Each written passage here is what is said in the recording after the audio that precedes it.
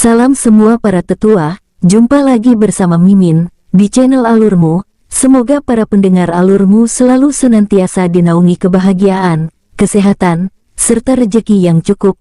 Oke, Mimin langsung lanjut ceritanya. Selamat mendengarkan, dan hidupkan imajinasi para tetua. Cerita pun dimulai.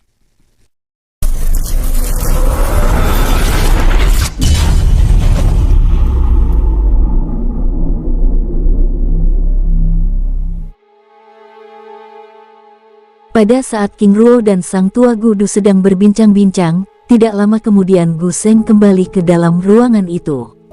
"Pemimpin, semuanya sudah siap," ucap Gu Seng. "Baik, Tuan Yin Liang, mari," ucap Sang Tua Gudu membawa King Ruo keluar dari ruangan itu. Mereka bertiga terus berjalan hingga akhirnya tiba di gerbang hitam lorong bawah tanah, yang mengarah ke dalam perut gunung.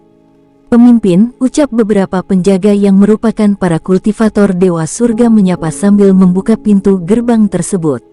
Setelah berjalan hampir 200 meter, mereka tiba di sebuah ruangan yang berada di dalam tanah yang tepatnya berada di tengah jantung Gunung Tengkorak. Sangat luas, bahkan lebih luas dari ruangan yang kutemui di ruangan organisasi petarung gelap. King Ruo membatin sambil terus mengikuti Gudu dan Gu Heng. Setelah berjalan cukup lama, mereka akhirnya tiba di sebuah ruangan khusus yang disegel dengan mantra formasi tingkat tinggi. "Tuan Yin Liang," ucap Sang Tua Gudu menunjukkan 10 sosok yang terdiri dari pemuda dan pria paruhbaya dengan aura yang sangat ganas duduk di dalam ruangan itu. Dengan tatapan tajam, para pembunuh bayaran itu menyambut kedatangan King Ruo dan rombongannya dengan niat membunuh yang sangat tinggi. "Lepaskan rantainya," ucap Sang Tua Gudu pada seorang pemuda yang berjaga. "Baik pemimpin," jawabnya sambil membuka ikatan rantai pada tangan dan kaki ke 10 sosok itu. "Tuan Yin Liang, apakah Anda masih ingat peraturan nomor 2? Tanya Gudu. "Apa yang harus aku lakukan senior?" tanya King Ruo yang lupa dengan peraturan tersebut. "Kalahkan mereka," ucap Sang Tua sambil menatap King Ruo dengan ragu. "Sangat bangsat, jika aku kalah, bukankah itu berarti aku memberikan uang pada mereka dengan sia-sia?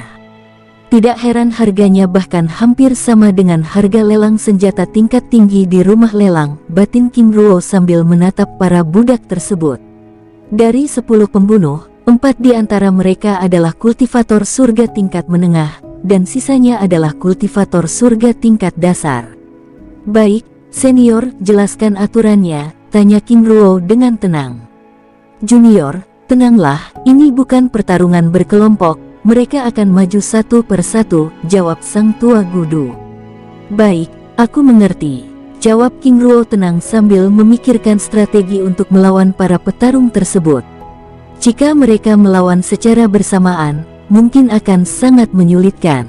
King Ruo membatin, sambil naik ke atas panggung yang telah disiapkan. Sus, perisai gelap transparan muncul menutupi panggung tersebut. "Senior, aku sudah siap. Tapi apakah boleh aku meminta 2 orang sekaligus?" ucap King Ruo. "Oh, apa Junior yakin?" tanya Sang Tua Gudu. King Ruo menganggukkan kepalanya. "Melawan mereka satu persatu akan menguras tenaga," batinnya. "Baiklah," jawab Sang Tua Gudu sambil mengirim 2 pembunuh bayaran untuk melawan King Ruo sekaligus. Di atas panggung, kedua pembunuh itu langsung mengedarkan kekuatan puncaknya. Tanpa berbicara, sus, mereka berdua bergerak menyerang King Ruo dari 2 arah yang berbeda. Duar, serangan tapak mereka mengenai ruang kosong. Tidak ingin memberi King Ruo ruang, kedua pembunuh itu terus bergerak menyerang King Ruo dengan beringas, sedangkan King Ruo terus bergerak menghindar mempelajari serangan mereka. Di luar panggung, Gudu dan Gu Heng dengan tenang mengamati pertarungan tersebut. Sungguh teknik yang bagus, bahkan dalam bertarung pun dia terlihat santai. Gudu berpendapat, "Pemimpin benar, Junior Yin Liang ini bahkan mempelajari teknik serangan musuhnya," jawab Gu Heng. "Aku bahkan tidak menyangka jika Junior Yin Liang ini adalah kultivator Dewa Surga. Teknik penyamaran yang dia gunakan benar-benar luar biasa." Di dalam panggung, King Ruo terus-menerus bergerak menghindar, tanpa melepaskan satu serangan pun sehingga membuat kedua lawannya tersebut begitu frustasi. "Ark!" teriak salah satu dari mereka kesal. "Teknik serangan mereka sangat akurat, jika aku ingin melukainya, maka aku juga akan terkena serangannya. Sebenarnya sangat mudah jika menggunakan tapak naga emas ilahi, ataupun tapak penghapus langit, tapi ini akan menimbulkan kecurigaan Gudu dan Gu Heng. Tidak ada jalan lain," ucapnya membatin. Sus, sus. King Ruo bergerak zigzag sambil melepaskan pukulan tinju api perak, jurus rahasia klan Yin. Duar, duar, kedua petarung tersebut terlempar hingga menghantam perisai perlindungan, sedangkan King Ruo terdorong hingga beberapa meter saat pukulan salah satu dari mereka mengenai bahunya. King Ruo yang masih berdiri itu lalu menghampiri kedua lawannya yang bahkan tidak mampu berdiri. "Tuan, kami kalah," ucap salah satu dari mereka berdiri tertatih dengan darah mengalir dari sudut bibirnya. "Baiklah," jawab King Ruo sambil menganggukkan kepalanya lalu menatap Gudu untuk mengirim 4 lawan sekaligus. Gudu dan Gu Heng yang masih terpana melihat King Ruo mengalahkan kedua lawannya, begitu terkejut saat King Ruo meminta untuk mengirim 4 petarung lainnya. "Baik," jawab Gudu sambil mengirim 4 petarung kultivator Dewa Surga tingkat dasar. Di atas panggung, tanpa mengulur waktu, King Ruo langsung bergerak menyerang. Sus, sus, King Ruo bergerak ke berbagai arah sebagai serangan pengecoh. Duar, duar, pukulan tinju api perak kehitaman menghantam lawannya. Dalam waktu singkat, King Ruo mengirim terbang kedua lawannya tersebut. "Sangat kuat," ucap Gu Heng. "Benar, aku rasa ada yang salah dengan pukulan itu," ucap sang tua Gudu saat merasakan aura yang berlawanan dari pukulan yang King Ruo lepaskan, namun dia mengabaikan kecurigaannya. Di atas panggung, King Ruo yang ternyata memang menggabungkan pukulannya dengan serangan petir hitam melihat perubahan wajah Gudu dan Gu Heng. Sangat mustahil menggunakan tinju api perak untuk mengalahkan mereka secara singkat, ucap King Ruo dalam hati membatin. Sambil melepaskan serangan pada kedua lawannya yang tersisa. Duar, duar, ledakan dahsyat bergema saat pukulan mereka beradu. "Ah!" teriak kedua lawannya yang dikirim terbang hingga menghantam perisai perlindungan. "Gu Heng, tidak salah lagi." "Jurus itu," ucap sang tua Gudu menatap King Ruo dengan penuh selidik. "Pemimpin, kita akan menanyakannya setelah pertarungan ini selesai," ucap Gu Heng. Di atas panggung, King Ruo meminta Gudu mengirim 2 kultivator Dewa Surga tingkat menengah secara bersamaan. "Junior, apa kamu tidak ingin beristirahat?" tanya sang tua Gudu. "Senior, aku masih kuat," jawab King Ruo santai. "Baik," jawabnya lalu mengirim 2 kultivator Dewa Surga tingkat menengah. "Semoga teknik serangan mereka juga sama," King Ruo membatin. Wus, ledakan aura Dewa Surga tingkat menengah menggetarkan panggung pertempuran. Tatapan tajam dengan niat membunuh yang sangat kuat keluar dari tubuh mereka. Tanpa memberi aba-aba, kedua petarung tersebut langsung menyerang King Ruo dengan ganas. Duar, duar, ledakan dahsyat bergema dengan keras mengguncang tempat itu saat pukulan mereka beradu. King Ruo dan kedua lawannya saling terlempar hingga beberapa meter. Sangat kuat, King Ruo membatin. Walaupun demikian King Ruo langsung berdiri dan menyerang salah satu mereka dengan ganas. Duar, duar, ledakan bergema dengan keras. Sus, sus. King Ruo bergerak menghindar sambil terus melepaskan serangan. Duar, duar. Tinju api perak yang dibalut dengan petir hitam menghantam dada lawannya. "Ah!" teriaknya kesakitan terlempar hingga menghantam perisai. Saat melihat temannya terluka parah, salah satu dari mereka tiba-tiba menghentikan serangannya. "Cukup tuan, Anda sangat kuat dan kami bukanlah lawan Anda," ucapnya dengan hormat. King Ruo menatap Gudu dan Gu Heng. "Senior, apakah ini bisa diterima?" tanya King Ruo. Gudu dan Gu Heng menganggukkan kepalanya. "Baik, lalu bagaimana dengan yang lainnya, apakah masih ingin bertarung?" tanya King Ruo. Kedua pendekar lainnya yang masih berada di dalam ruangan khusus itu menggelengkan kepala. Sang tua Gudu tersenyum. "Junior, Anda sudah dapat memiliki mereka semua, Tetapi ingat, dengan aturan yang ketiga itu sudah bukan tanggung jawab kami. Baik senior, jawab King Ruo sambil turun dari panggung menghampiri Gudu dan Gu Heng. Ke-10 petarung tersebut itu lalu dikumpulkan di hadapan King Ruo. Kalian semua mulai saat ini telah memiliki tuan yang baru. Aku harap kalian dapat melayaninya dengan baik. Tuan Yin Liang, ucap sang tua Gudu sambil memberikan King Ruo 10 lencana giok perak. Ini adalah lencana kontrak darah. Kekuatan dan nyawa mereka ada di dalam giok ini, ucap sang tua Gudu menjelaskan. Baik senior, aku mengerti. Baik, mari kita keluar, ucap Gudu sambil membawa King Ruo dan rombongannya meninggalkan ruangan itu. Junior, apakah Anda akan langsung pergi? Tanya sang tua Gudu.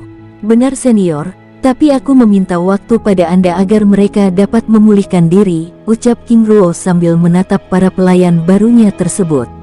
Baik, kebetulan sekali, ada yang ingin aku bicarakan. Baik, jawab King Ruo sambil terus berjalan. Gudu dan Gu Heng membawa King Ruo ke dalam aula, sedangkan para pelayan yang telah King Ruo beli beristirahat di halaman aula. Di dalam aula, Junior Yin Liang, aku, ucapnya dengan wajah ragu. Senior, katakan saja. Junior, aku merasakan kekuatan asing yang berlawanan dengan kekuatan yang Junior miliki. Apakah benar? King Ruo tersenyum kecil. Senior memang luar biasa, bahkan bisa mendeteksi hal sekecil itu. Apakah yang senior maksud aura ini? Ucap King Ruo sambil menunjukkan kekuatan petir yang melingkari tangannya. Benar, aura ini, menatap King Ruo tajam. Senior Gudu, dalam petualanganku beberapa tahun silam, aku tanpa sengaja menemukan sebuah kitab teknik perubahan petir. Bertahun-tahun aku mempelajarinya dan berusaha menemukan metode yang tepat untuk menguasainya. Akhirnya aku berhasil. Kekuatan jurus ini terbangun saat aku menggunakan kristal jiwa, bukan kristal langit. Gudu dan Gu Heng saling berpandangan lalu menatap King Ruo dengan serius. Itu pastilah jurus yang berasal dari orang-orang langit, ucap Gudu. Benar, bertahun-tahun aku mempelajarinya, dan aku semakin menyadarinya bahwa jurus ini sangat dahsyat. Walaupun setelah menggunakannya akan ada sedikit rasa sakit, tetapi aku sangat puas dengan kekuatannya, ucap King Ruo menjelaskan. Gudu dan Gu Heng menganggukkan kepalanya, menatap King Ruo dengan hormat. Aku mengerti, ucap Gudu terdiam sambil menerawang. Senior, apa ada yang salah? Atau senior tertarik dengan jurus ini? Jika senior mau, aku dapat memberikannya, sambil mengeluarkan kitab teknik perubahan petir tingkat dasar yang merupakan kitab tingkat rendah. Junior Yin Liang, tidak ada yang salah.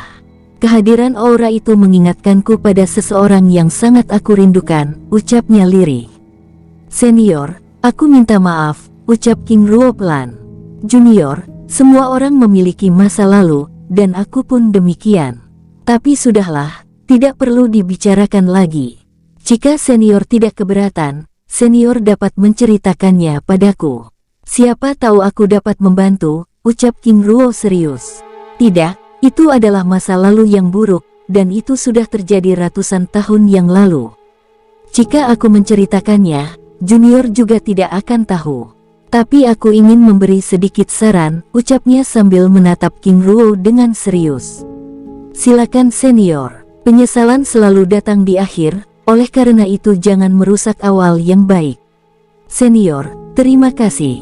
Aku mengerti, aku akan berusaha melakukannya, jawab King Ruo sambil memberikan kitab teknik perubahan petir pada Gudu.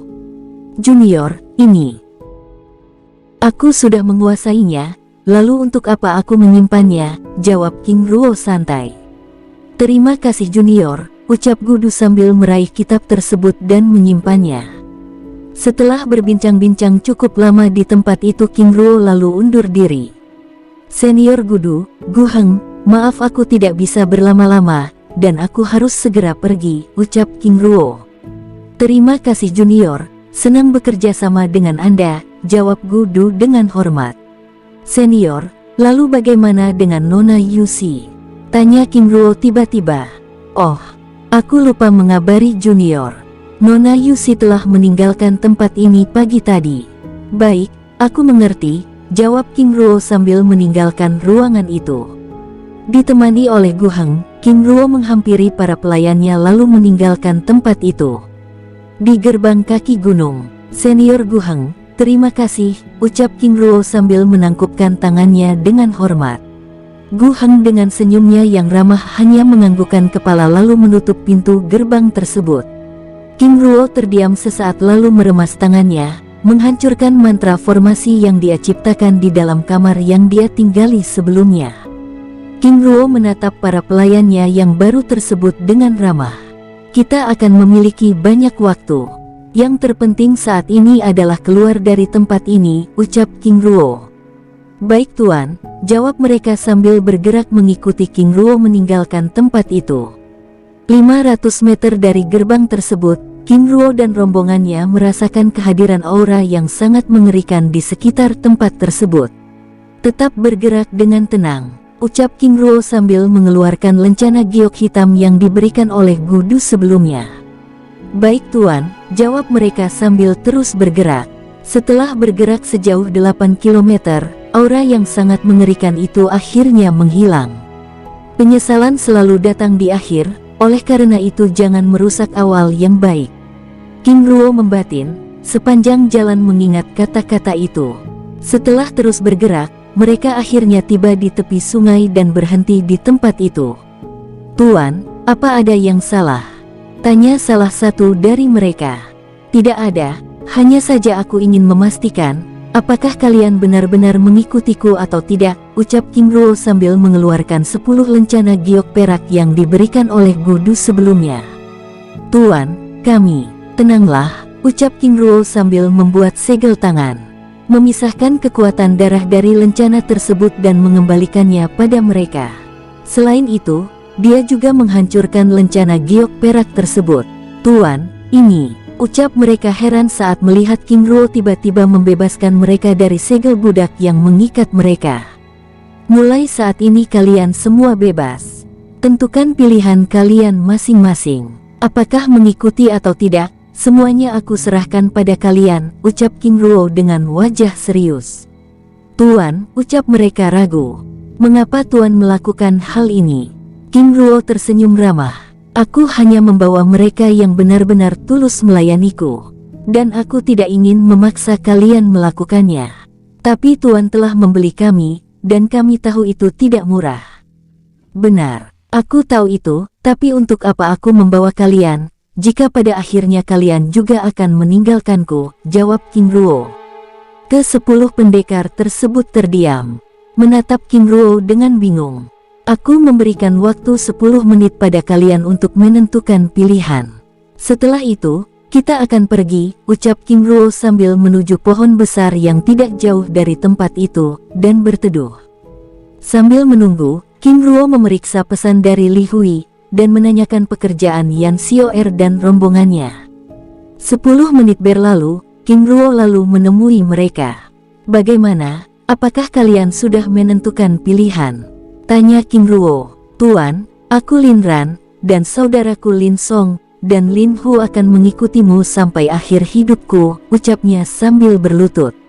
Tuan aku, Gong Lu dan saudaraku Gong Yan, juga akan mengikutimu sampai akhir hidupku, ucapnya sambil berlutut dengan hormat. Tuan, aku Fan Mu dan saudaraku Fan Yu, juga akan mengikutimu, ucapnya sambil berlutut.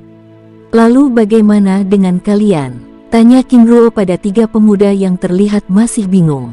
Tuan, kami, aku mengerti. Silakan pergi, ucap King Ruo dengan ramah tapi serius. Ketiga pemuda tersebut saling berpandangan, lalu mundur dan memisahkan diri.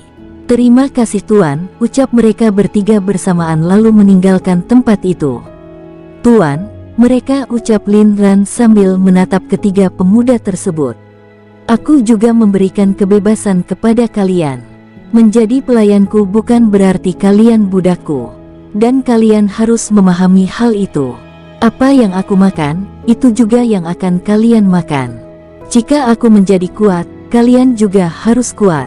Nyawa kalian adalah tanggung jawabku, dan demikian nyawaku juga adalah tanggung jawab kalian, ucap King Ruo tegas. Terima kasih Tuan, jawab mereka penuh haru. King Ruo lalu menunjukkan rantai jiwa di tangannya. Apakah kalian tahu ini? Ucap King Ruo. Lin Ran dan rombongannya menggelengkan kepala. Ini adalah rantai jiwa, tanda jika kalian adalah orang-orangku. Apakah ada pertanyaan? Tidak ada Tuan. Baik, jawab King Ruo sambil melepaskan rantai tersebut dan mengikat mereka satu persatu. Kalian sekarang sudah sah menjadi orang-orangku, ucapnya sambil memberikan masing-masing cincin penyimpanan yang berisi masing-masing 2 juta kristal langit dan sumber daya lainnya. Tuan, ini, ucap mereka dengan wajah heran dan ragu. Sudah aku katakan sebelumnya, apa yang aku makan, itu pula yang akan kalian makan. Apakah ada lagi? Tidak ada Tuan.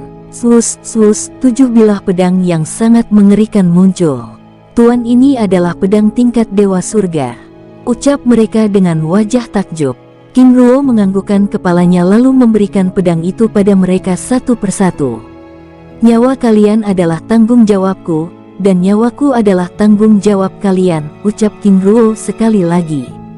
Baik Tuan, kami mengerti. Baik, mari kita ke kota Yang Diyu, ucap King Ruo sambil bergerak meninggalkan tempat itu. Baik Tuan, jawab mereka sambil bergerak mengikuti King Ruo. King Ruo terus bergerak memimpin kelompok baru tersebut dengan santai. Dari ke-7 pelayan barunya tersebut, Lin Ran, Lin Song, Lin Hu, dan Gong Lu adalah kultivator ranah Dewa Surga tingkat menengah, sedangkan Gong Yan, Fan Mu dan Fan Yu adalah kultivator ranah Dewa Surga tingkat menengah. Rombongan baru tersebut terus bergerak mengikut King Ruo dengan sangat penasaran, terutama dengan identitas tuan baru mereka. Setelah bergerak selama 8 jam, mereka akhirnya tiba di kota Yang Diyu, yang merupakan kota terdekat dengan Gunung Tengkorak. Di gerbang kota, kedatangan kelompok baru tersebut langsung mendapatkan pemeriksaan dari para prajurit yang berjaga, namun mereka dapat melewati gerbang kota itu dan mudah. Di dalam kota, King Ruo membawa rombongan tersebut menyusuri jalan kota dengan tenang dan santai. Kehadiran kelompok itu benar-benar menarik perhatian semua orang, terutama mereka yang berpapasan dengannya. Tuan, orang-orang memperhatikan kita, ucap Lin Ran. Tidak masalah, selama mereka tidak mengganggu kita, jawab King Ruo santai. Setelah berjalan cukup lama, mereka akhirnya tiba di sebuah penginapan mewah. Selamat datang Tuan, ucap para pelayan menyambut kedatangan King Ruo dan rombongannya yang kurang ramah dan terlihat risih, terutama pada Lin Ran dan rombongannya yang terlihat lusuh dan kumal. Walaupun demikian, mereka tetap menunjukkan etika yang baik. Pelayan, aku ingin ruangan khusus serta beberapa kamar dengan fasilitas lengkap, ucap King Ruo. Baik Tuan. Setelah membayar semua biaya yang diperlukan, pelayan tersebut lalu membawa King Ruo dan rombongannya ke ruangan yang dimaksud. Di dalam ruangan khusus, Lin Ran masih belum mengerti maksud dari tuan barunya tersebut. Duduklah, ucap King Ruo dengan tenang. Tidak lama kemudian beberapa pelayan memasuki ruangan sambil membawa berbagai jenis makanan dan minuman terbaik dari restoran penginapan, dan menatanya di atas meja. Tuan-tuan, silakan, ucap pelayan tersebut. Terima kasih, jawab King Ruo sambil meminta para pelayan tersebut meninggalkan ruangan itu. Lin Ran, apalagi yang kalian tunggu? Makanan sudah tersedia, makanlah, ucap King Ruo dengan senyum ramahnya. Baik Tuan, jawab mereka dengan penuh semangat lalu mulai menikmati makanan tersebut. Rombongan itu begitu bahagia. Setelah bertahun-tahun mereka berada di kedalaman dasar Gunung Tengkorak, berlatih bertarung untuk membunuh, akhirnya mendapat kebebasan, terlebih lagi dapat menikmati makanan yang menurut mereka sangat enak tersebut, membuat mereka dapat tertawa. Nikmati sepuasnya, jika kurang, kalian dapat memesan lagi, ucap King Ruo sambil memanggil pelayan. Selain memesan makanan, King Ruo juga meminta pelayan tersebut membeli pakaian terbaik dan menempatkannya di kamar yang telah dia pesan sebelumnya. Karena begitu asyik, mereka bahkan tidak memperhatikan King Ruo yang bahkan tidak menyentuh makanan itu sama sekali, yang hanya menyesap arak yang dia keluarkan dari cincin penyimpanannya. Setelah cukup lama mereka akhirnya menyadari bahwa King Ruo tidak menikmati makanan itu, yang justru terus memperhatikan mereka. "Tuan, apakah Anda tidak makan?" ucap Lin Ran. "Lin Ran, masih kenyang," jawab King Ruo sambil menyesap minumannya. Walaupun mereka merasa heran, namun mereka tidak memperdulikan itu, sambil menikmati makannya. 1 jam berlalu, dan mereka merasa puas, lalu menikmati minumannya dengan santai. "Tuan, setelah ini kemana tujuan kita?" "Aku ingin kalian beristirahat dan memulihkan diri. Kita akan melanjutkan perjalanan besok pagi." "Tuan, apakah boleh kami izin keluar?" King Ruo tersenyum ramah. "Silakan, aku tidak melarang kalian, tetapi ingat besok pagi kita akan meninggalkan kota ini." "Terima kasih Tuan." "Oh, aku hampir lupa. Aku sudah meminta para pelayan menyiapkan pakaian dan keperluan kalian. Jadi setelah ini silahkan kalian kembali ke kamar kalian masing-masing untuk membersihkan diri." "Terima kasih Tuan." "Baik, jika demikian aku akan beristirahat terlebih dahulu. Jika kalian memerlukan sesuatu, datang saja ke kamarku," ucap King Ruo. "Baik Tuan." "Baik, aku pergi," ucap King Ruo lalu meninggalkan tempat itu. Setelah King Ruo pergi, rombongan itu lalu melanjutkan pembicaraan mereka dengan santai. "Aku merasa seperti mimpi karena telah menemukan tuan baru yang begitu baik," ucap Lin Ran dengan mata berkaca-kaca. "Aku juga tidak menyangka kita akan memiliki tuan yang seperti itu," jawab Gong Lu. "Intinya kita benar-benar beruntung. Namun aku merasa kasihan dan sedih pada saudara Aosang dan kedua saudaranya yang pergi begitu saja. Bukankah tuan kita telah membebaskan mereka? Jika saja mereka ikut, mereka juga bisa menikmati apa yang kita nikmati saat ini. Uang, sumber daya, bahkan senjata pusaka yang sangat dahsyat," ucap Lin Song sambil menggelengkan kepalanya. "Sudahlah, jangan terlalu dipikirkan. Saat ini tugas kita adalah melayani dan melindungi tuan kita." "Benar," jawab Lin Song menganggukkan kepalanya. Setelah berbincang-bincang cukup lama di tempat itu, mereka lalu membubarkan diri untuk kembali ke kamarnya masing-masing. Di kamar lain, King Ruo lalu menyegel kamarnya dengan mantra formasi tingkat tinggi, mengeluarkan Tautau dari dunia jiwanya. "Tautau, aku ada sedikit urusan." "Baik penguasa." Setelah meminta Tautau untuk berjaga, King Ruo lalu memasuki dunia jiwanya. Di dalam dunia jiwa, King Ruo muncul di puncak Gunung Timur, menemui Nuliyang, Nulisang dan Nulilong yang sedang berkultivasi di tempat itu. "Penguasa," ucap mereka berlutut dengan hormat saat melihat perubahan wajah King Ruo. "Bangunlah, senang melihat kalian. Maaf sebelumnya meninggalkan kalian dengan terburu-buru di tempat ini," ucap King Ruo ramah. "Tidak apa-apa penguasa, kami sangat senang di sini," jawab Nuliyang dengan jujur. "Syukurlah, tapi apakah kalian tahu alasan kalian masih berada di tempat ini?" Nuliyang dan kedua saudaranya menganggukkan kepala. King Ruo lalu melepaskan 3 tetes kekuatan darah emasnya dan menembakkannya pada mereka. "Serap dan murnikan. Setelah ini kalian bisa pergi ke Istana Naga Emas," ucap King Ruo sambil menunjuk istana megah yang berjarak 20 km dari tempat itu. "Baik penguasa," jawab mereka dengan hormat. "Satu lagi, jika kalian memerlukan sesuatu, minta saja pada Zin dan Zan," ucap King Ruo. Setelah berkata-kata, King Ruo lalu meninggalkan tempat itu. Setelah King Ruo pergi, ketiga pelayan baru tersebut mulai menyerap kekuatan darah emas yang telah diberikan pada mereka. Di tempat lain, King Ruo muncul di aula terlarang. Di tempat itu, King Ruo mulai mengeluarkan bahan-bahan yang telah dia peroleh. Dengan tenang King Ruo juga mengeluarkan 7 pedang Sue Luo. "Waktunya menaikkan kekuatan pusaka ini," ucapnya mulai memperbaiki pedang tersebut. Sepanjang waktu, King Ruo memperbaiki pedang Sue Luo dan membuat pedang tingkat tinggi lainnya. Menjelang malam, King Ruo mengakhiri pekerjaannya karena merasakan cincin penyimpanannya bergetar. "Li Hui, ada apa mereka memanggilku?" Batinnya lalu keluar dari dunia jiwa. Saat keluar dari kamar, King Ruo tanpa sengaja bertemu dengan ketiga tetua dari klan Ma dari kota Zaisi yang memberi King Ruo cincin penyimpanan yang ditandai dengan mantra pencari jejak sebelumnya, memasuki kamar mereka. Ternyata mereka juga ke kota ini. Kebetulan sekali, ucap King Ruo tersenyum sambil melewati ketiga tetua tersebut yang tidak mengenali tampilan wajah aslinya, menuju kamar Li Hui dan rombongannya yang juga berada di penginapan tersebut. Setelah berjalan cukup lama, King Ruo akhirnya tiba di kamar Li Hui dan rombongannya.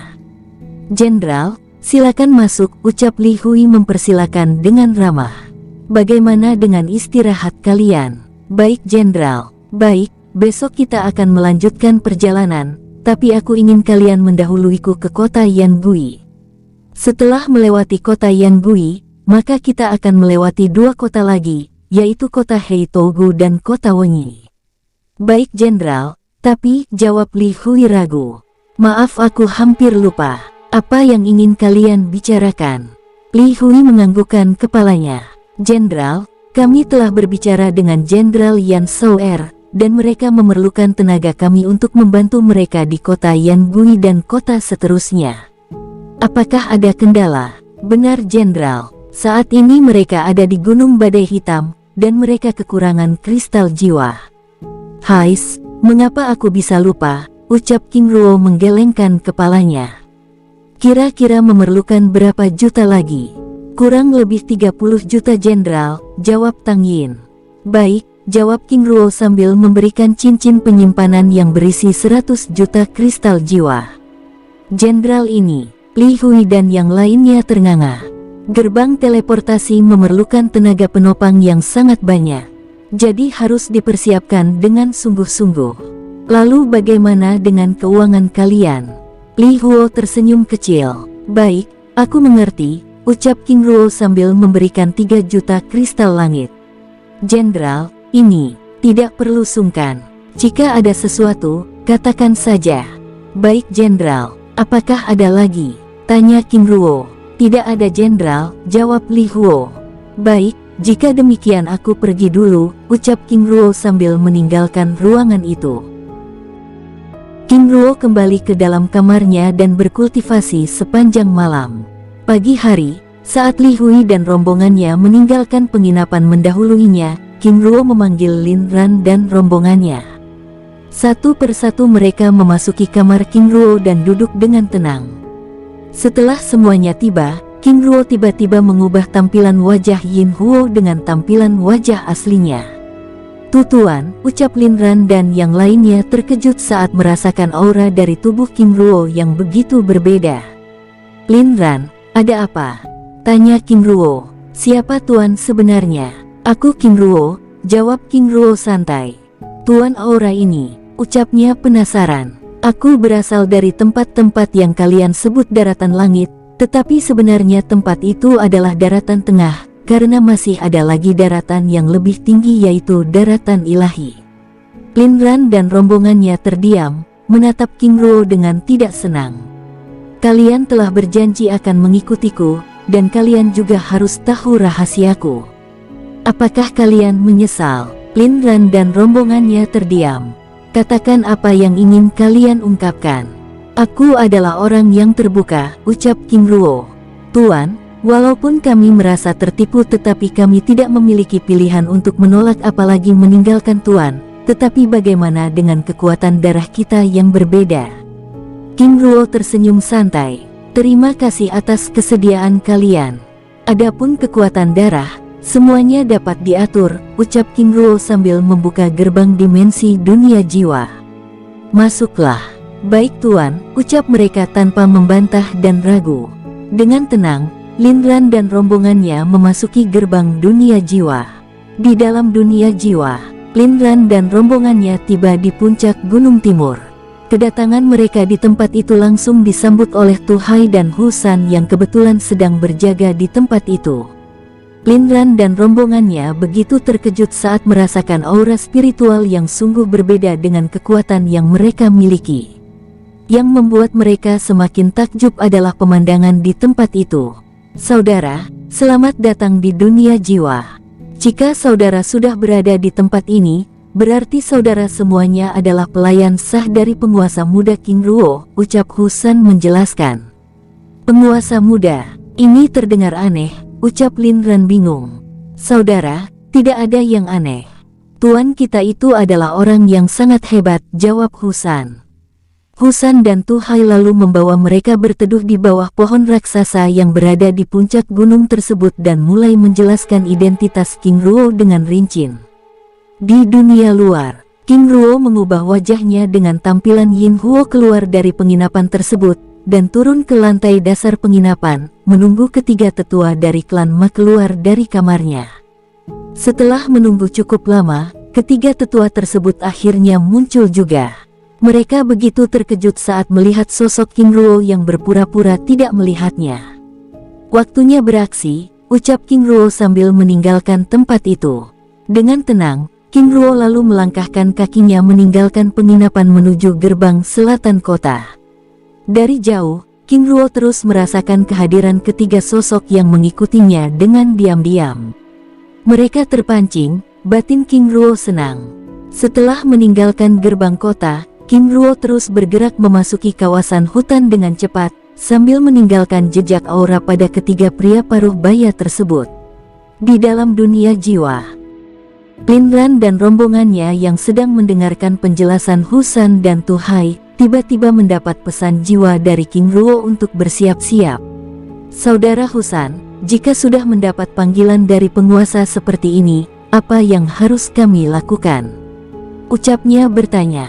Saudara tunggu saja, gerbang kehampaan di puncak gunung ini akan menarik siapa saja yang penguasa inginkan.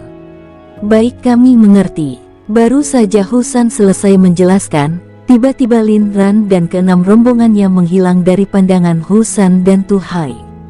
Sus, mereka muncul di hadapan King Ruo yang sudah berada di tengah hutan. Penguasa, ada apa? Tanya Lin Ran mengubah panggilan pada King Ruo dengan hormat. Aku ingin melihat kekuatan kalian, jawab King Ruo sambil tersenyum.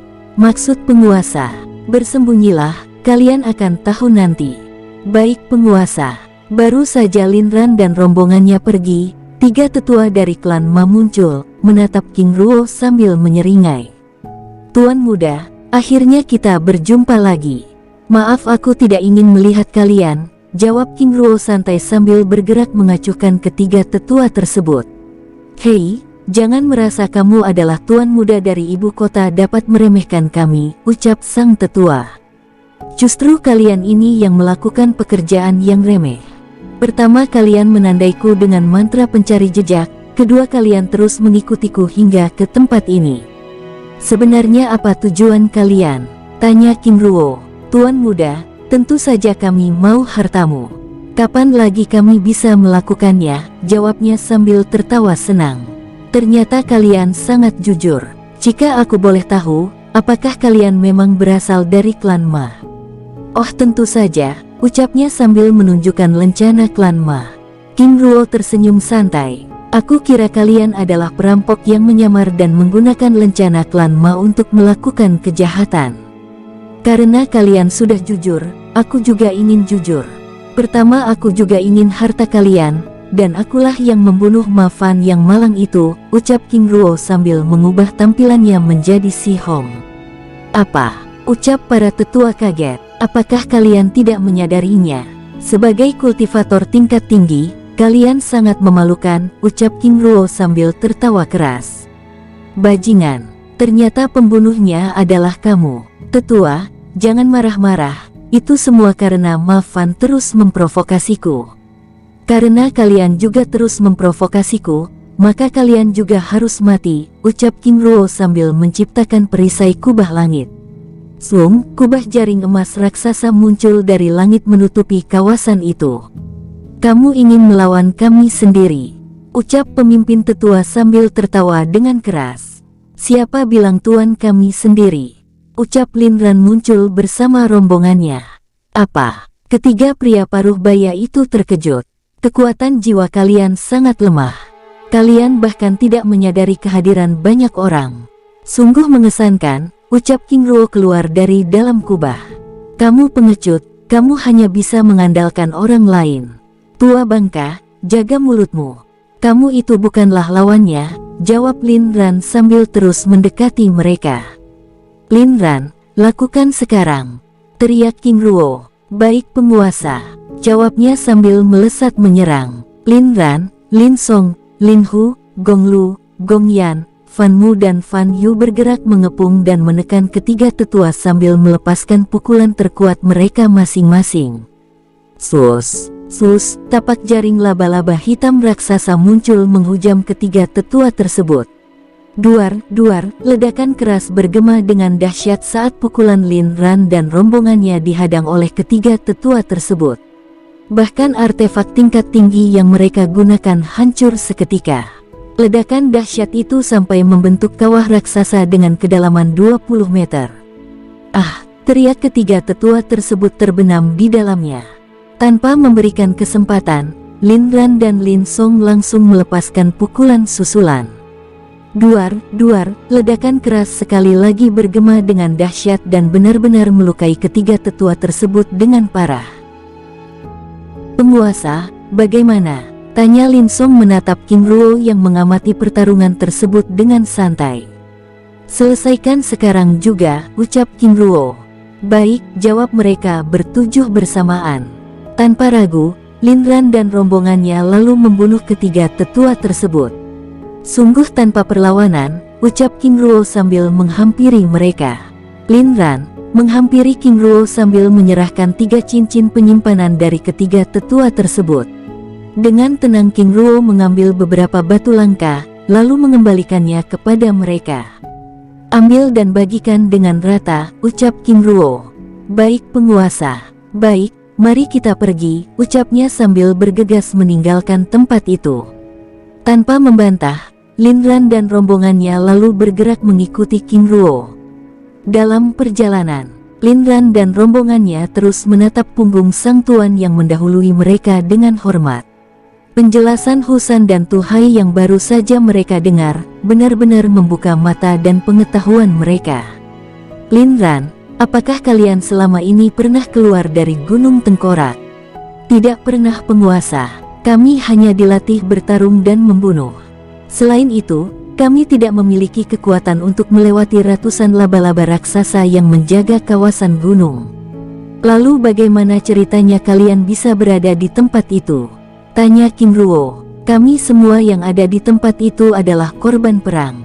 Aku dan saudaraku saat itu baru berumur 9 tahun, melarikan diri dari desa yang dihancurkan oleh pasukan yang tidak dikenal. Dalam pelarian itu, kami secara tidak sengaja bertemu dan diselamatkan oleh salah satu murid klan Gu, jawabnya. Oh, aku kira kalian tawanan yang dipaksa untuk berada di tempat itu.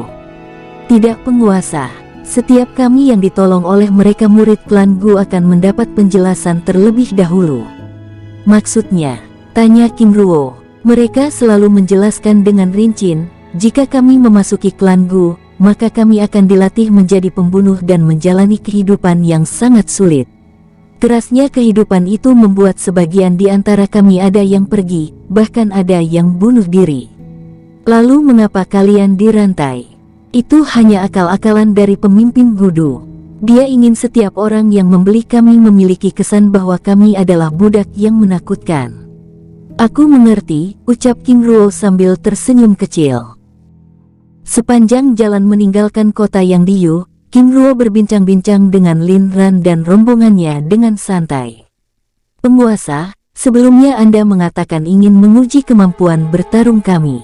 Mohon penjelasannya. Tingkat kultivasi kalian memang kuat, tetapi teknik pertarungan kalian begitu kaku, jawab King Ruo. Mohon petunjuk penguasa, ucap Lin Song. Pertarungan kelompok adalah pertarungan yang sangat unggul dalam segala hal, karena begitu banyak kekuatan.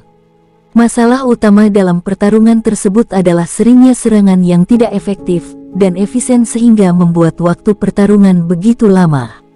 Aku ingin dalam setiap pertempuran kelompok kalian bisa membagi diri, ada yang menyerang sebagai pengecoh dan ada yang bertindak sebagai pembunuh, ucap King Ruo menjelaskan. Kami mengerti penguasa. Jawab mereka penuh semangat. Jangan terlalu mengandalkan kekuatan, karena kita akan kalah oleh mereka yang pandai bersiasat, ucap King Ruo sambil tersenyum. Lin Ran dan rombongannya terdiam, menatap sang tuan yang tersenyum ramah pada mereka. Dan kami adalah korban dari kecerdikan dan siasat itu, ucap Lin Ran dan rombongannya membatin. Apakah ada pertanyaan? Tidak ada penguasa. Baik, kalian kembalilah ke dunia jiwa, ucap King Ruo sambil menembakkan kekuatan darah kepada mereka. Serap dan murnikan kekuatan itu, ucap King Ruo sambil membuka gerbang dimensi dunia jiwanya. Baik penguasa, ucap mereka. Setelah Lin Ran rombongannya memasuki dunia jiwa, King Ruo lalu melanjutkan perjalanannya bergerak menuju kota Heitougu. Setelah bergerak selama 3 hari, King Ruo tiba di gunung belerang api Huoliu dan beristirahat di sana. 2 hari lagi, batinnya. Setelah berkultivasi dan memulihkan diri selama 2 jam di tempat itu, King Ruo lalu melanjutkan perjalanannya. Selama 3 hari, banyak hal yang King Ruo jumpai.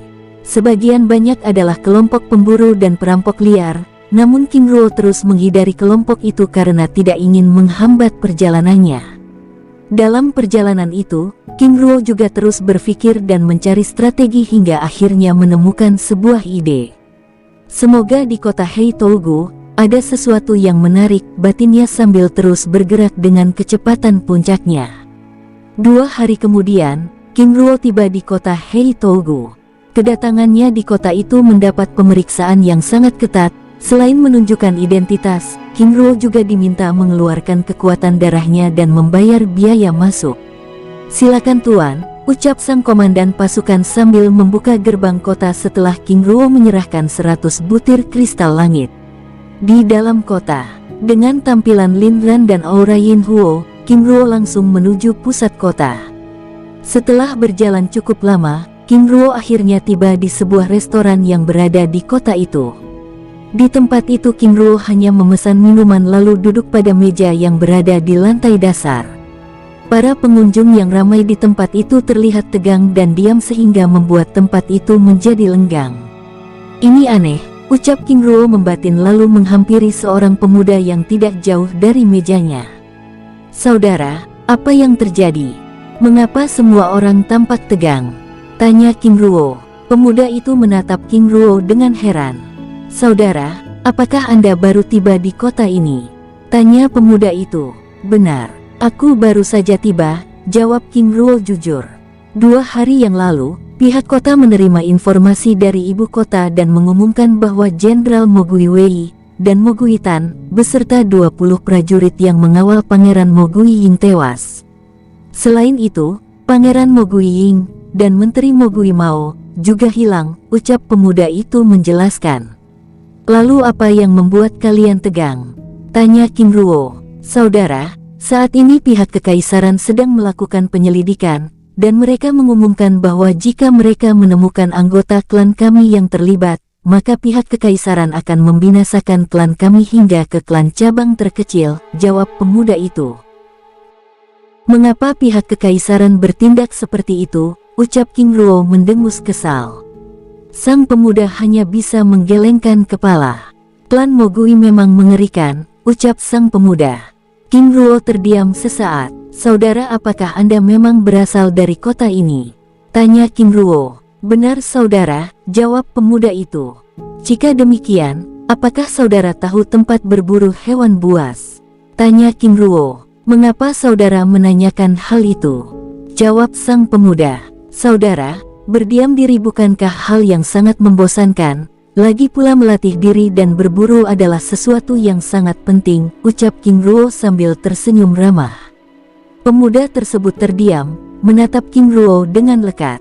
Gunung Hewan Iblis, letaknya 105 km utara kota, tetapi saudara harus berhati-hati, karena banyak yang pergi tapi sedikit yang kembali, ucap sang pemuda. Tidak masalah, jawab King Ruo santai. Setelah berbincang-bincang cukup lama dengan pemuda tersebut, King Ruo lalu meninggalkan restoran. Dengan santai King Ruo bergerak menuju gerbang utara. Kota yang begitu ramai dengan penduduk yang berlalu lalang terlihat sedikit tegang. Semua orang berharap anggota keluarga mereka tidak terlibat dalam kasus kematian para jenderal dan hilangnya sang pangeran dan menteri tersebut. Tidak heran Mogui Tufu ingin menginvasi benua teratai biru, ternyata di dunia neraka kuno ini dia sudah tidak memiliki lawan. King Ruo membatin sambil terus melangkahkan kakinya. Setelah meninggalkan gerbang utara kota sejauh 200 meter, King Ruo lalu mengabari Yan Xiaoer dan rombongannya tentang informasi tersebut, serta meminta mereka untuk lebih berhati-hati. Sus, King Ruo bergerak dengan kecepatan puncaknya menuju Gunung Hewan Iblis. Selain dapat melatih Lin Ran dan rombongannya, aku juga perlu hewan buas itu, King Ruo membatin senang. Setelah bergerak selama 5 jam, King Ruo akhirnya tiba di kawasan rantai pegunungan hewan iblis yang sangat luas. Di kaki gunung, King Ruo bertemu dengan beberapa kelompok pemuda dan para tetua dari kota Heitogu yang sedang beristirahat sebelum masuki kawasan gunung tersebut. Kehadiran King Ruo yang datang seorang diri dengan kultivasi ranah dewa bumi tingkat dasar menjadi tertawaan semua orang. Lihat pemuda itu mengantar nyawanya, ucap salah satu orang itu. Benar, dia hanya akan menjadi makanan hewan buas, atau mayatnya akan menjadi pupuk pohon-pohon liar, ucap yang lain menyela. Tanpa menghiraukan ocehan mereka, King Ruo terus melangkahkan kakinya memasuki kawasan gunung tersebut dengan santai. Melihat tindakan King Ruo yang mengacuhkan mereka, beberapa di antara mereka terlihat gusar. Hei, kau, yang pasti kau akan mati. Serahkan saja cincin penyimpananmu itu pada kami, teriak pemuda lainnya dengan keras. King Ruo hanya menggelengkan kepala sambil terus melangkahkan kakinya. Jika kalian menginginkannya, maka ambillah setelah aku mati, jawab King Ruo dengan suara keras. Cih, anak muda, keangkuhannya selalu lebih tinggi dari ilmunya, ucap seorang tetua yang tidak jauh dari tempat itu menyela. Setelah berjalan beberapa meter tiba-tiba salah seorang di antara mereka yang merupakan kultivator dewa bumi tingkat puncak menghentikan King Ruo. Saudara, aku akan melindungimu, tapi serahkan saja cincin penyimpananmu itu, ucapnya menatap King Ruo seperti mangsanya. Saudara, Anda terlalu menganggap diri Anda terlalu tinggi. Bagaimana Anda akan melindungiku, jika melindungi diri sendiri saja masih tidak mampu, jawab King Ruo mendengus sambil meninggalkan pemuda tersebut. Saudara, lidahmu benar-benar tajam, tapi kata-kata itu akan membunuhmu, ucap sang pemuda dengan suara keras. Jangan memprovokasiku, balas King Ruo dengan tatapan dingin. Melihat tindakan King Ruo, beberapa di antara mereka justru tertawa. Lihat, dia mulai murka. Seorang tetua di antara mereka menyela tindakan para pemuda tersebut. Jangan menganggap rendah orang lain. Mungkin saja dia lemah, tetapi jika latar belakangnya kuat, apakah kalian berani berbicara seperti itu?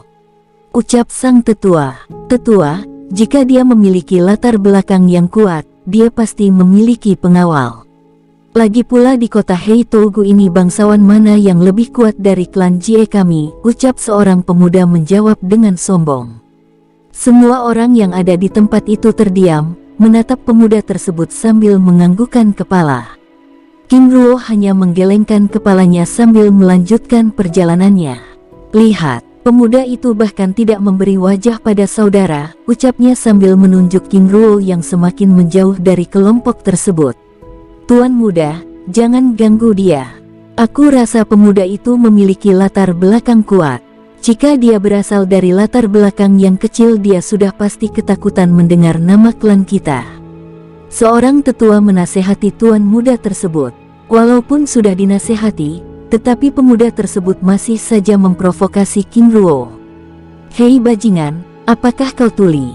Teriak pemuda tersebut. King Ruo yang benar-benar tidak ingin berurusan dengan mereka tiba-tiba menghentikan langkahnya. Dia menatap pemuda tersebut dengan dingin. Kebetulan sekali, King Ruo membatin sambil mendekati kelompok tersebut. Tuan muda, apa maksud Anda mengataiku seperti itu? Apakah Anda begitu haus akan penghormatan? Ucap King Ruo dengan tatapan dingin. Beberapa kelompok pemuda yang ada di tempat itu mengalihkan perhatiannya pada King Ruo yang menghampiri sang pemuda. Berani sekali kau mengabaikanku. Apakah kamu pikir bisa bertindak seenaknya di tempat ini? Teriak sang pemuda dengan kasar. Pertama, kita tidak saling mengenal, kedua aku juga tidak mengganggu Anda. Lalu di mana letak kesalahanku itu? Tanya King Ruo dingin. Tentu saja ada. Perlu kau ketahui bahwa kawasan Gunung Hewan Iblis ini adalah tempat latihan para murid klan Jie dan orang-orang dari kota Heitougu. Lalu, tentu saja kamu harus membayar. Mengapa dari awal Anda tidak meminta bayaran dengan cara yang lebih elegan untuk memasuki tempat ini? Baik, aku akan membayar, tetapi bagaimana tindakan Anda sebelumnya yang mengataiku dengan kata-kata yang tidak pantas itu? Ucap King Ruo dengan tatapan dingin. Sang pemuda tiba-tiba tertawa dengan keras. Ternyata baru kali ini aku menemukan seseorang yang begitu berani, bahkan tidak takut padaku. Bocah liar, apakah kata-kataku itu tidak pantas untukmu? Ucap sang pemuda. King Ruo terdiam menatap para tetua yang ada di belakang pemuda tersebut sambil menggelengkan kepala. Tetua, kalian adalah orang yang bijaksana. Aku memberi dua pilihan pada kalian. Apakah aku yang mengajarinya atau kalian-kalian yang melakukannya? Jika aku, maka tempat ini akan menjadi kuburannya, ucap King Ruo dengan tatapan dingin. Semua orang di tempat itu begitu terkejut mendengar King Ruo mengatakan hal itu.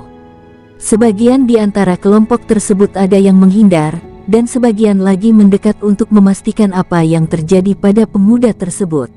Sebaiknya kita tidak terlibat, karena aku yakin dia bukanlah orang konyol.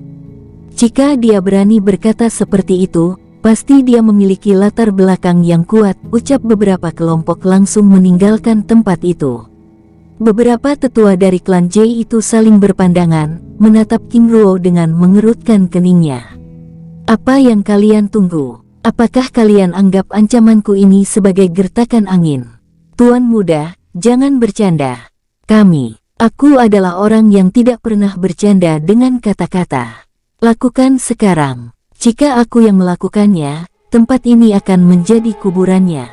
Ucap King Ruo. Keparat. Beraninya kamu memerintah para tetua dan menggertak kami, teriak sang pemuda murka. Baik, karena kalian menganggap tinggi latar belakang kalian yang kecil itu, maka aku juga akan menggunakan latar belakangku. Ucapnya sambil mengeluarkan lencana emas klan Mogui. Tidak hanya itu, King Ruo juga mengeluarkan lencana giok merah. Lakukan sekarang juga atau seluruh klan, bahkan keluarga cabang lainnya akan dilenyapkan dari dunia neraka kuno ini. Ucapnya sambil mengedarkan kekuatan untuk menghancurkan lencana giok merah tersebut. Dengan seketika semua orang yang ada di tempat itu berlutut. Bahkan saking takutnya, tuan muda klan Jie itu langsung membasahi dirinya. Dalam hitungan kedua, jika kalian tidak melakukannya maka tidak akan ada jalan perundingan lagi, ucap King Ruo dengan nada keras. 1. Dek, jantung semua orang berdetak dengan cepat. Berharap tidak berada di tempat itu, karena walau bagaimanapun kemarahan King Ruo pasti akan berimbas pada mereka. Duar, tapak hitam tiba-tiba muncul dari kehampaan, menghajar tuan muda klan Jie tersebut dan melemparnya hingga belasan meter. Aku tidak ingin kebodohanmu menghancurkan seluruh kota, teriak seorang pemuda sambil bergerak menyerang tuan muda tersebut. Duar, tuan muda klan Jie itu menjadi bulan-bulanan beberapa pemuda yang terus menghajarnya. Apakah aku meminta kalian untuk melakukannya? Tanya King Ruo yang tiba-tiba menghentikan tindakan para pemuda tersebut. Di atas tanah, tuan muda klan Jie tersebut sudah tergeletak, dengan tubuh yang sudah babak belur dan terluka parah. Tuan, Anda. Jika kalian ingin melakukannya, maka lakukan juga pada mereka. Ucap King Ruo sambil menunjuk beberapa pemuda yang terus memprovokasinya dari awal. Apa? Tuan kami, ada 7 pemuda di tempat itu yang tiba-tiba berlutut sambil menangis, memohon pengampunan pada King Ruo. Walaupun demikian, beberapa pemuda yang menghajar tuan muda klan Jie sebelumnya langsung bergerak menghajar mereka. Duar, suara ledakan bergema dengan keras saat ketujuh pemuda tersebut menjadi bulan-bulanan para pemuda yang menghajar tuan muda klan Jie sebelumnya. Di tempat lain, King Ruo menatap para tetua klan Jie dengan tatapan dingin. Lakukan sekarang juga. Tapi Tuan, apa yang Anda inginkan? Tuan muda kalian begitu menyombongkan latar belakang dan kultivasinya. Jika dia tidak memiliki kultivasi, maka dia tidak akan sesombong itu. Tuan, ini terlalu berlebihan, jawab salah satu tetua dengan lutut bergetar. Apakah kalian lebih memilih melindungi satu orang dengan mengorbankan seluruh klan? Tuan muda yang sudah babak belur dan bersimbah darah itu hanya bisa menggigit bibir bawahnya saat mendengar kata-kata King Ruo yang tidak ingin bernegosiasi. Hitungan kedua. 1, 2, sus. Salah satu tetua bergerak dengan cepat menghampiri sang pemuda dan meledakkan dantiannya. Duar, tamparan keras sang tetua langsung menghancurkan lautan dantian sang tuan muda. Ah, tidak, teriaknya kesakitan, berguling-guling di tanah. Tempat itu tiba-tiba menjadi hening, yang terdengar hanyalah tangisan dan teriakan kesakitan dari tuan muda klan Jie. Aku juga ingin mereka mengalami hal yang sama, ucapnya menuju ketujuh pemuda yang kini babak belur. Tanpa menunda, beberapa tetua yang ada di tempat itu langsung menyerang ketujuh pemuda tersebut dan menghancurkan dantian mereka. King Ruo menghampiri tuan muda klan Jie yang kini hanya bisa menangis. Cekak, anak muda, sangat disayangkan kehidupan kultivasimu berakhir di tempat ini. Ini adalah harga yang pantas, dan aku juga ingin ini menjadi pelajaran kalian semua, ucap King Ruo sambil menatap semua orang yang ada di tempat itu. Sekarang aku akan pergi, tetapi bagaimana kalian mengkompensasi waktuku yang telah tertunda ini? Ucapnya dengan tatapan dingin. Tanpa menunggu perintah, beberapa tetua yang ada di tempat itu melepaskan cincin penyimpanannya dan mengumpulkannya. Tuan, apakah ini cukup? Oh, apakah kalian pikir aku ini miskin? Ucap King Ruo berpura-pura kesal. Tuan, apalagi yang bisa kami lakukan? Tuan, mohon diterima. Beberapa tetua memalingkan wajahnya dan menatap beberapa kelompok yang masih belum menyerahkan cincin penyimpanannya. Tuan, tunggu. Seorang tetua lalu bergerak mendekati kelompok tersebut dan mengambil cincin penyimpanan mereka dengan paksa. Tuan muda, redakanlah kemarahanmu dan terimalah cincin ini. Sang tetua memohon. Karena tetua memaksa, maka aku tidak akan menolaknya lagi, ucapnya sambil meraih cincin tersebut dan menyimpannya. Cih, sudah kaya tetapi masih memeras rakyat, semua orang di tempat itu membatin kesal. Baik, aku pergi. Dan aku ingin masalah ini cukup kita yang mengetahuinya, ucapnya sambil meninggalkan kelompok tersebut memasuki kawasan gunung. Baik Tuan, kami mengerti, jawab para tetua itu dengan hormat. Setelah King Ruo cukup jauh dari tempat itu, Cih, kalian semua mau dibodohi olehnya. Bukankah hanya dia sendiri saja? Dasar pengecut. Para pemuda yang telah kehilangan kultivasi itu memprovokasi yang lain. Tutup mulut kalian. Seorang pemuda menghampiri kelompok itu dan menampar mereka dengan keras. Plak, plak, suara tamparan keras dengan terlepasnya beberapa gigi dari mulut mereka. Ah, teriaknya kesakitan. Jika bukan karena kalian, kami tidak akan mengalami kerugian seperti ini. Ucapnya sambil menerjang dengan kesal. Tuan muda klan Jie yang telah kehilangan kultivasi tersebut begitu marah. Para tetua bodoh, aku akan melaporkan tindakan kalian, teriaknya marah. Laporkan saja. Jika ayahmu tahu, dia mungkin akan mencincangmu, jawab salah satu tetua dengan santai. Mengapa kalian semua sama seperti tetua bodoh ini? Bukankah dia hanya kultivator dewa bumi tingkat dasar, dan seorang diri? Bunuh dan rebut hartanya, ucapnya menghasut para pemuda yang lainnya.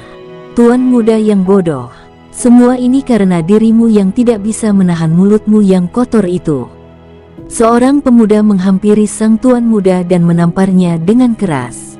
Kamu, apa, masih ingin menerima tamparanku? Teriaknya kesal. Tidak jauh dari tempat itu, beberapa tetua yang merasa dirugikan oleh King Ruo terlihat berbisik-bisik. Benar, tidak akan ada yang tahu jika kita membunuhnya. Terlebih lagi di kawasan hutan yang penuh dengan hewan buas ini, ucapnya sambil meninggalkan tempat itu, menyusul King Ruo yang telah memasuki kawasan terdalam gunung tersebut. Para tetua dari klan Jay hanya bisa menggelengkan kepalanya. Orang bodoh yang tidak belajar dari pengalaman. Pihak Istana Selatan tidak akan melepaskan para pangeran atau putri mereka begitu saja tanpa pengawalan dan pengawasan dari kultivator tingkat tinggi. Kalian semua yang bodoh, maki sang Tuan Muda murka. Tuan Muda cukup, kami akan melaporkan semua yang Anda lakukan pada Patriark, ucapnya sambil meraih tubuh pemuda tersebut dan meninggalkan kawasan gunung tersebut. Bersambung, sampai ketemu di episode selanjutnya. Semoga kalian semua selalu terhibur, dan terima kasih.